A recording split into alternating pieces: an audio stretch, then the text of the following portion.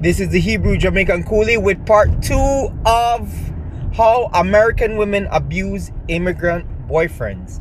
So where we left off in part 2 is that after I told her that, I'm leaving her, I'm not staying because of the abuse, she basically smirked and told me I'm not going anywhere. Went into my duffel bag, took my passport, and even took the emergency $800 I had. And this $800 was basically if something bad was happening to me in America, I would buy a plane ticket and head back home. And so she took that too as well. So in any case, I am basically, I still have my cards, like my driver's license, my bank card, stuff like that, because we don't have a joint account. She don't have any accounts over me. She don't have nothing like that over me. So I basically had to write my boss and let them know like the situation, because I was in a lot of pain, especially in like the right side of my head. Like she really did like a huge number on my body, especially my face. So I had to call my bosses and let them know that, hey, I'm not going to be able to show up to work today. This is what happened to me. I sent them pictures of my bruising, etc, etc, etc. And this is all my boss could say. Oh, sorry to hear that and stuff like that. Let me know when you're coming back to work. So after even seeing that email and things like that, I decided that, you know what? I'm not staying at that place. It was a feminist nest anyway. So I decided that, yo, I'm not going to stay here long. In any case, I'm here like, she saw that I wrote the email to my boss that I wasn't coming in for a couple of days because I was injured and stuff like that. And I don't know what was inside her. She decided that she would try and take care of me. So she was giving me ice to ice my head. She was making me soups because like I couldn't really open my mouth and stuff like that. Because like I said before, she did a number on me. Right? So I basically like, I saw that what she was doing, but I was just like withdrawn from her. I didn't sleep in our bed. I slept on the couch inside the living room, and I didn't say anything to her. She also took days off from work because I guess she was probably afraid that I would basically try to, pack my stuff and leave as soon as she left the house. So about day 2, she saw me on the phone, like, talking to people, tell my relative about it. And there was a relative in particular that I reached out to, and I asked her if I could basically like, I told her the situation, I told her what happened, I sent her the pictures, and I said basically, I need, just to stay at your home until, I can get back on my feet and get my own place again. And this relative, basically knowing the situation that I was in and knowing that she has a space, she told me no at that time. I mean, a couple days after that, because I'm sure her husband spoke to her about it.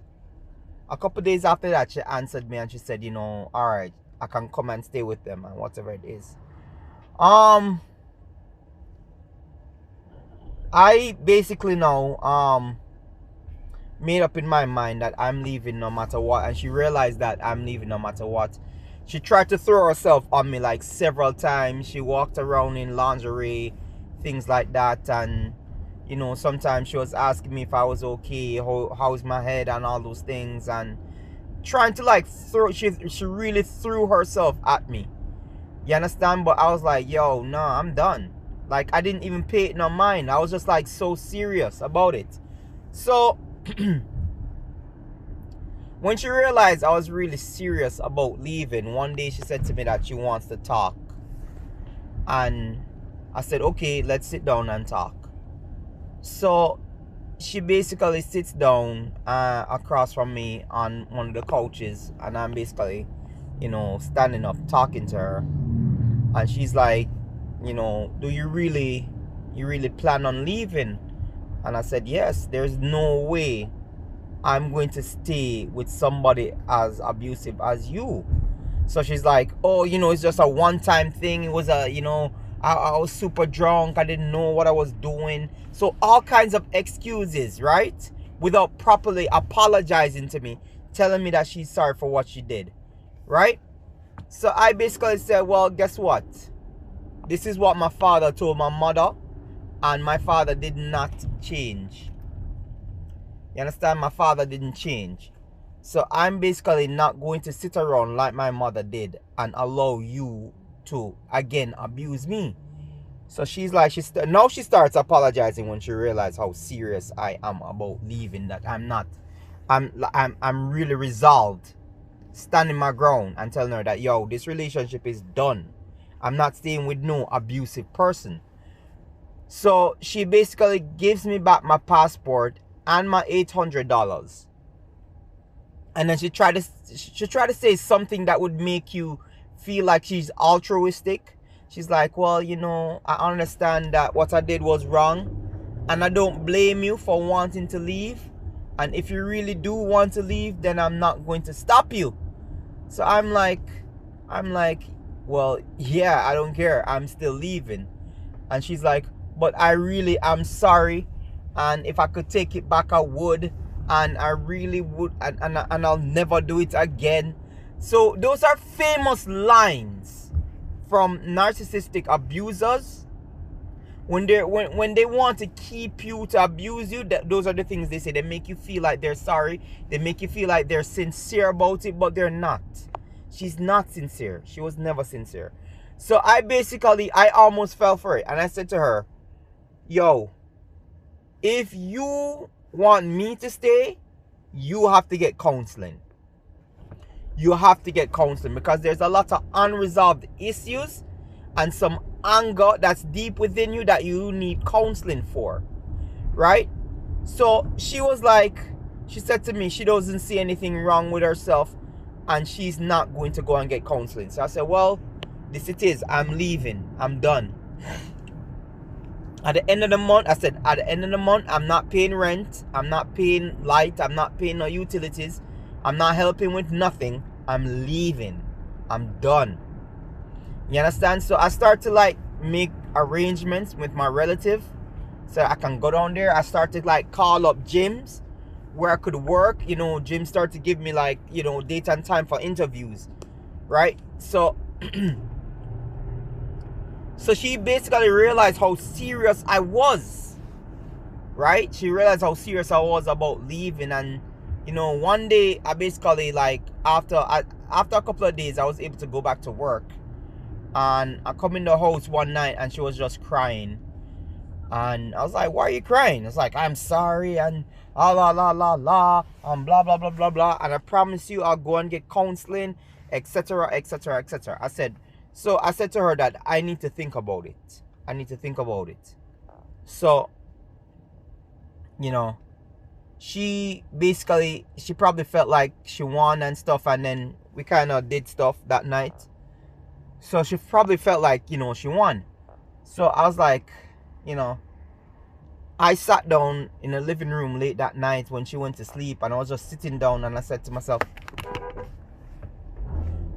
I was just saying to myself, say, yo, you know, I started to like logically break down my situation, break down if I should leave, whatever it is. It wasn't about starting over with somebody else or if I could find somebody else. I didn't care about that. I just didn't want to be with somebody who was abusive to me. You understand? So I was like, yo, is this what I want for my life? And I basically said, well, you would want the chance. You'd want somebody to give you a chance. So why don't you give her a chance and see how it's going to turn out, and then decide on if you're going to leave.